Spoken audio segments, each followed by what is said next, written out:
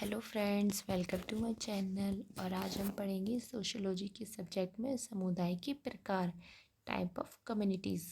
तो कितने प्रकार के समुदाय होते हैं। अगर आप net JRF PGT TGT sociology की टीचर बनना चाहते हैं तो उसके लिए आपको नेट एग्ज़ाम या सेट एग्ज़ाम देना ही पड़ता है। तो इस टाइप के क्वेश्चन जो है पूछे जाते हैं इन एग्ज़ाम्स में, तो ये वीडियो आपको काफ़ी हेल्प करेगा।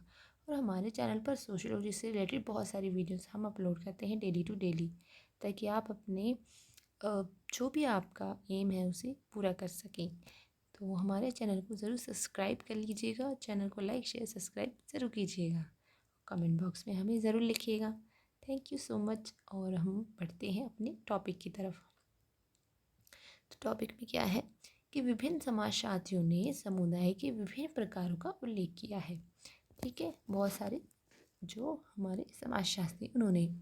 तो पहले कौन है, किंग्सले डेविस जी। उन्होंने क्या बताया कि समुदायों का वर्गीकरण करने के लिए 4 अंतर संबंधित तत्वों या कसौटियों को काम में लिया जा सकता है। वो इस प्रकार है। पहला है जनसंख्या का आकार, दूसरा है समुदाय के चारों ओर के प्रदेश का विस्तार, संपत्ति एवं आबादी, ठीक है, तीसरा है संपूर्ण समाज में समुदाय के विशेषीकृत कार्य, उनके जो कार्य हैं समुदाय के अंतर्गत। चौथा क्या है, समुदाय के संगठन का, कि वह किस प्रकार से संगठित हैं लोग एक दूसरे, उनमें संगठन कैसा पाया जाता है। ठीक है, इन 4 तत्वों के आधार पर आदिम समुदाय के विभिन्न प्रकारों के बीच, आदिम, सभ्य और समुदाय के बीच, ग्रामीण नगरीय समुदाय के बीच अंतर को स्पष्ट करने की क्षमता प्राप्त हो जाती है। अब आगे बढ़ते हैं। प्रोफेसर डेविस क्या कहते हैं कि आदिम जातियों और गांवों में अंतर पाया जाता है। इसके अलावा आपने ग्रामीण और नगरीय समुदाय को भी विस्तार से प्रकाश डाला है। मतलब ग्रामीण और नगरीय समुदायों में क्या अंतर होता है। अधिकांश मानव इन 2 प्रकार के समुदायों में ही अपना जीवन व्यतीत करता है। या तो लोग गाँवों में रहते हैं या नगरों में रहते हैं। व्याकरण पेज ने क्या कहा है कि ग्रामीण नगरीय क्षेत्रीय समुदाय का उल्लेख किया है। किसने किया है, मैकाइवर जी ने ग्रामीण नगरीय क्षेत्रीय समुदाय का उल्लेख किया है। और बोगार्डिस ने 4 प्रकार के समुदाय बताए। ग्रामीण समुदाय, नगरीय समुदाय, क्षेत्रीय समुदाय, राष्ट्रीय समुदाय। क्षेत्र में आ जाएंगे हमारे प्रांत और प्रदेश, और राष्ट्र में हमारा पूरा राष्ट्र। रॉबर्ट रेडफील्ड क्या कहते हैं, उन्होंने लघु समुदाय का उल्लेख किया है। मोस्ट इम्पॉर्टेंट है, ये पूछा गया है कि लघु समुदाय की सिद्धांत किसने दिया है। तो ये हमारे जेआरएफ उसमें नेट एग्ज़ाम में भी क्वेश्चन पूछा गया था 2020 में कि लघु समुदाय का सिद्धांत किसने दिया है। तो आप याद रख लीजिएगा कि रॉबर्ट रेडफील्ड ने दिया था, जिससे कुछ लोगों ने लघु कृषक समुदाय के नाम से पुकारा। अब हम उनके प्रकारों की चर्चा करते हैं।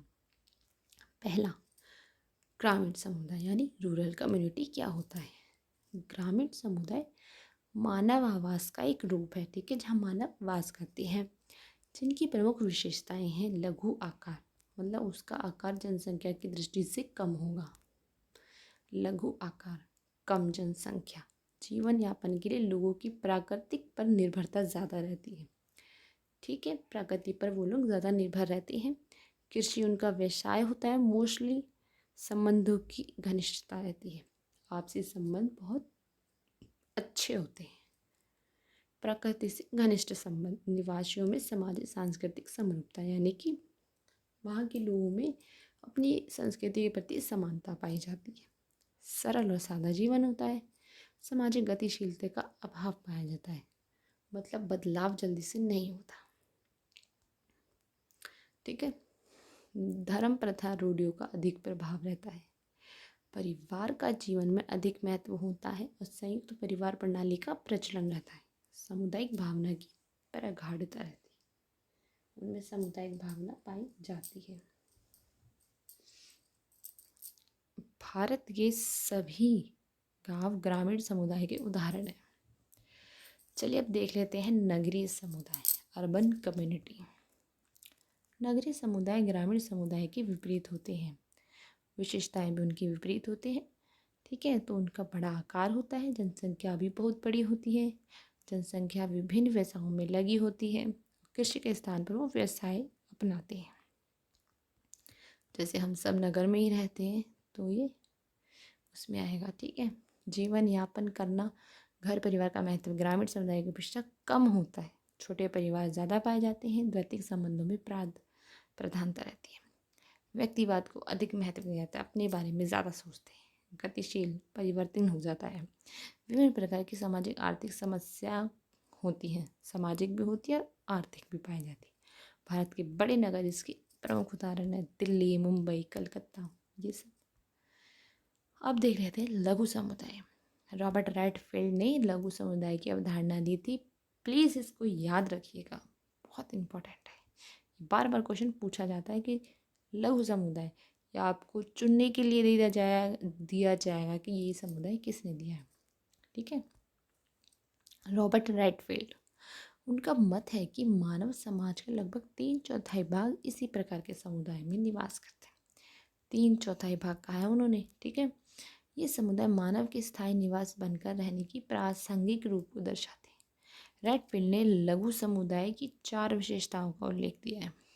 पहली, लघु समुदाय का आकार बहुत छोटा होता है, ठीक है, आकार छोटा। लघु समुदाय विशिष्ट प्रकार की जीवन शैली, उनकी जीवन शैली बहुत अलग होती है, ठीक है, जिसके आधार पर एक लघु समुदाय दूसरे में भिन्न रूप से पहचाना जा सकता है, क्योंकि उनकी आदतें, उनकी संस्कृति अलग होगी दूसरी वाली लघु समुदाय से, इसलिए उसको अलग से पहचाना जा सकता है। तीसरी, लघु समुदाय के लोगों के जीवन एवं संस्कृति में समरूपता पाई जाती है, ठीक है। चौथा, लघु समुदाय आत्मनिर्भर होते हैं, वे अपने कार्य खुद ही करते हैं, किसी और का व्यवसाय या व्यवसाय में नहीं लगे होते हैं। उनमें जन्म से ही लेकर मृत्यु तक सारी आवश्यकताओं की पूर्ति हो जाती है।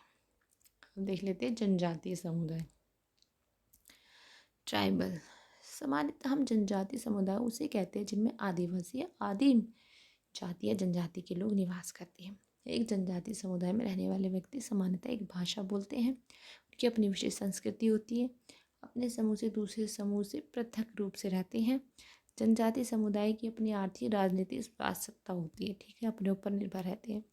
यह एक प्रकार का बंद समाज है जो अपने तक ही सीमित रह जाता है। इसमें सामाजिक समानता पाई जाती है। नातेदारी का महत्व अधिक होता है। इसमें धर्म जादू टोने का महत्व होता है। इसमें परिवार का भी बहुत महत्व होता है। गतिशीलता का अभाव होता है। स्थिरता प्रबलता पाई जाती है इसमें। अब देख लेते हैं दक्षिण राजस्थान में अनेक ऐसे गांव हैं जहाँ कोई एक ही जनजाति या 2-3 जनजातियाँ ही एक ही समुदाय में रहती हैं। वे जनजातीय समुदाय के स्पष्ट लक्षणों को व्यक्त करते हैं। रीजन, क्षेत्र के बारे में जान लेते हैं। विद्वानों ने क्षेत्र प्रदेश की व्याख्या उसकी प्रकृति के आधार पर की है। एक क्षेत्र में लक्षणों की समरूपता होती है तो वे अपने लक्षणों के द्वारा दूसरे क्षेत्रों से भिन्न होते हैं। क्षेत्र प्रदेश भौगोलिक क्षेत्र लक्षणों को ही समरूपता नहीं वरन सांस्कृतिक लक्षण आर्थिक व्यवसायों में भी समरूपता पाई जाती है। सारांश में अब हम कह सकते हैं कि एक क्षेत्र में भौगोलिक तत्वों की समरूपता पाई जा सकती है, उसकी एक विशिष्ट स्थिति होती है, उसके लक्षण एक जैसे होते हैं और उसमें समान विचार समरूपता पाई जाती है। ये परिवर्तनशील होते हैं, ठीक है। इनकी व्याख्या वर्गीकरण सिद्धांतों के आधार पर किया जा सकता है। भाषाई क्षेत्र, भौगोलिक क्षेत्र, आर्थिक क्षेत्र, सांस्कृतिक विभिन्न प्रकार के इनके उदाहरण हैं। उपयुक्त समुदाय के अतिरिक्त मैकआइवर ने कुछ ऐसे समुदाय का उल्लेख किया जिनमें समुदाय की आकांक्षित विशेषता पाई जाती है। इन्हें हम सीमावर्ती समुदाय कहते हैं। इसका उल्लेख हम आगे करेंगे।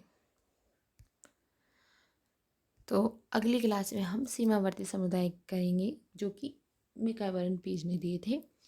तो क्लास कैसी लगी कमेंट बॉक्स में ज़रूर लिखिएगा कि आपको कैसा लग रहा है, कि हम ऐसे ही जारी रखें या फिर क्विज़ या फिर ऐसे कुछ लेकर आएँ। तो थैंक यू इस वीडियो को देखने के लिए।